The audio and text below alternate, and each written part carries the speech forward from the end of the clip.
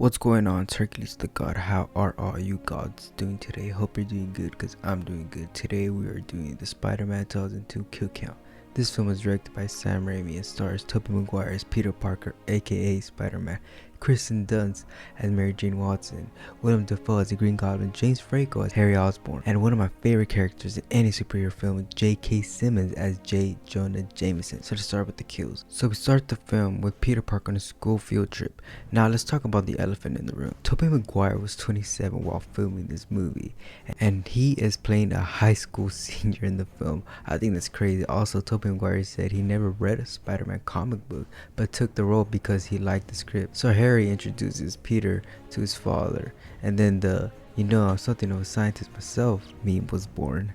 I really like that meme. So we have Peter take pictures of MJ for the school paper, and when he finishes taking pictures of MJ, a radioactive spider that escaped bites him on the hand. We have Norman Osborn, aka Green Goblin, experiment on himself with an unstable performance enhancing chemical that goes wrong and makes him go insane, resulting in him killing his assistant. Fun fact, his assistant is actually the character from Gaunt in the comics, so I guess we won't be seeing him in the Rami verse. Peter wakes up and he feels invigorating, and his eyesight is perfect. He doesn't need his glasses anymore, and he notices a big change in his body. Peter is eating lunch when he notices something strange coming from his wrist. He shoots a web at a food plate and accidentally pulls the food plate onto Flash. After Peter gets into a fight with Flash, runs into an alley and notices something strange coming from his fingers. He starts to climb a building, and that's when he discovers his power. And after Peter has a long chat with MJ about their future, he sees MJ get into Flash's new car, and Peter thinks that if he gets a cool car, then maybe MJ will like him. So Peter goes to a wrestling event where he can get $3,000, and his uncle, who drives him to what he thinks is a library, gives Peter talk about being a responsible man when he gets older, and Peter gets offended. And the last thing Peter says to his uncle is, "Stop pretending to be my father." And this scene really gets you, and you feel like, oh my god, if you know what happens later, that's when it really hits you. This is where real men cry. So Peter gets into a cage fight, which he did not sign up for, with Macho Man, R.I.P., aka Bonesaw, and Bonesaw thinks it's not a fight and it's just playtime. Peter ends up beating Bonesaw, and when he tries to claim his $3,000, the promoter only gives him $100, and they get into an argument. Peter leaves, and on his way out, a guy with frosted tips robs the place. Yeah, back then when a guy with frosted tips can be a burglar. When Peter is outside waiting for his uncle, he sees a crowd of people surrounding something. He's curious, so he goes and sees what's going on, and what he sees is his uncle laying on the ground after being shot. His uncle opens his eyes, his mouth forms a smile, then he has trouble saying Peter, and he dies. Peter cries holding him. Peter hears that the shooter who stole his uncle's car is in a car chase, so Peter feels the anger, puts on his suit, and finds the shooter himself.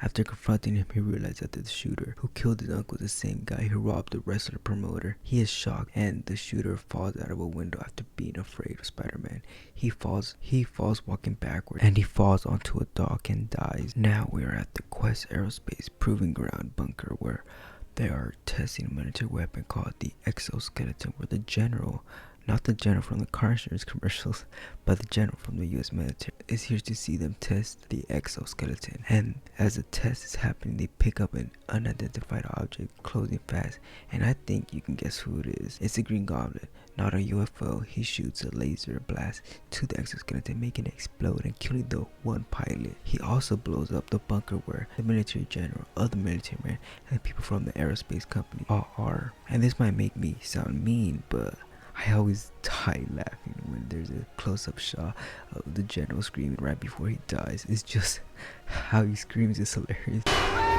And as Peter decides to use his powers to help people, there's one person who hates all the great publicity he is getting, and that's Jonah Jameson, the head editor of the Daily Bugle. He doesn't believe Spider-Man is a hero, but he finds out they sold 4 printings of Spider-Man, and he decides to put Spider-Man on page 1 and hires a photographer to take pictures of Spider-Man. And also, when I was watching this movie for this video, I realized that Elizabeth Banks is in the film. I honestly didn't notice that at first.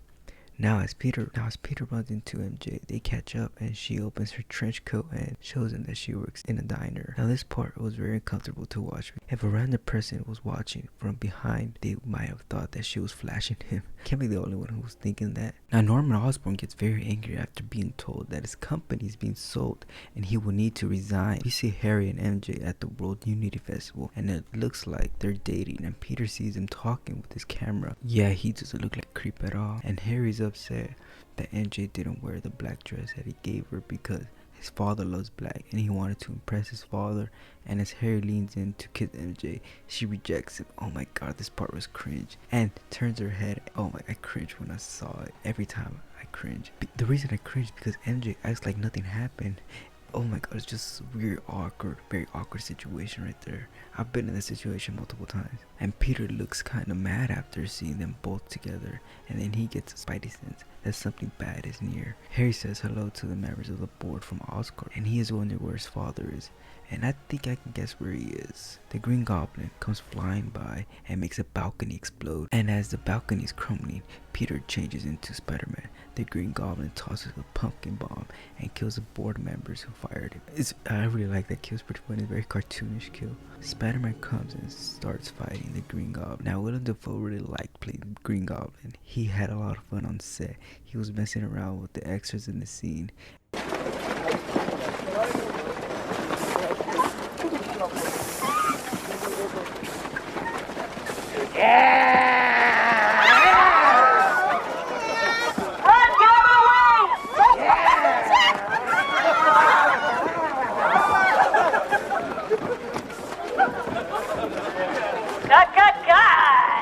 Spider-Man breaks Green Goblin's glider, making him leave, and MJ falls off the balcony and Spider-Man saves her. Now, Green Goblin finds out that Spider-Man is Peter, and he uses that as leverage to kidnap the girl he loves and make Spider-Man choose between MJ, the woman he loves, or children. And when I first watched it, I actually thought one of them were going to die. I actually thought he had to choose one of them. But of course he ends up saving both, and I think it would have made the movie a little bit better if one of them would have died. If he would have saved the children, MJ would have died. I don't know, it just would have made it more realistic, more dramatic, and more emotional. And he fights the Green Goblin in an abandoned building, and I love this fight scene. This is one of my favorite fight scenes of any Marvel movie because it's so real and it's all gritty. It's not overly edited with a million takes, and I love the sounds they use in this fight scene. So underrated. Also, did you know that Willem Dafoe performed 90% of his own stunts? That's crazy. You can tell Willem Dafoe gave it his all in this film, and he didn't just do this for a paycheck. This fight gets really intense, and when it looks like Green Goblin is going to kill Spider-Man, Spider-Man digs deep inside and makes a comeback. So Green Goblin makes Spider-Man stop punching him, stop beating him up by revealing that he is Mr. Osborn, he is Harry's father, and that Green Goblin is controlling him, is controlling its mind and making him do bad things, and he wants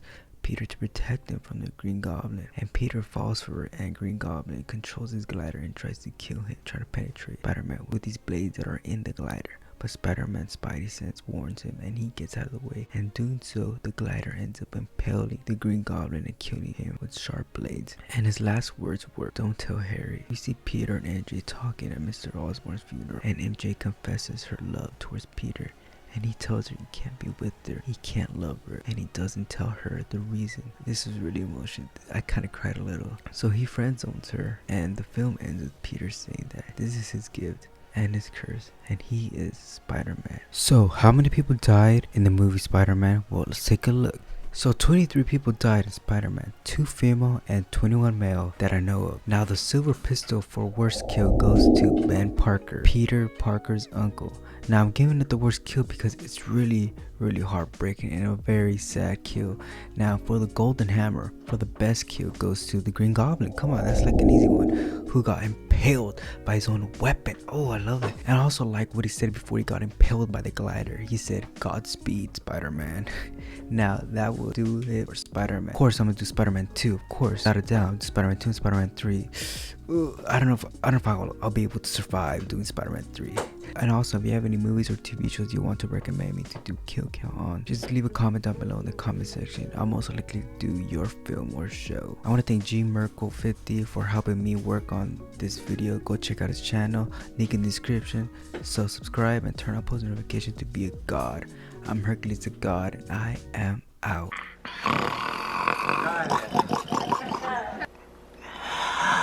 Spider-Man. And action. Let him sue me and get rich like a normal person. That's what made this good.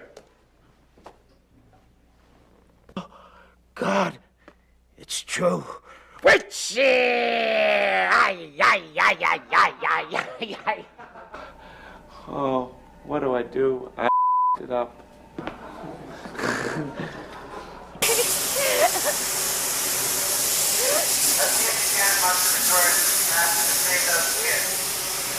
I don't think I can do that, Sam.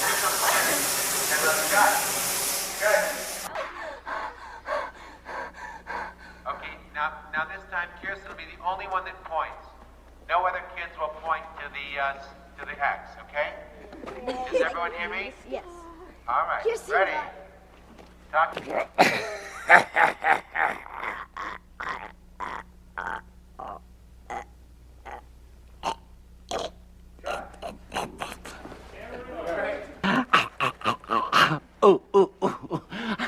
How? Oh, hey, how about these? They wore them in the X-Men.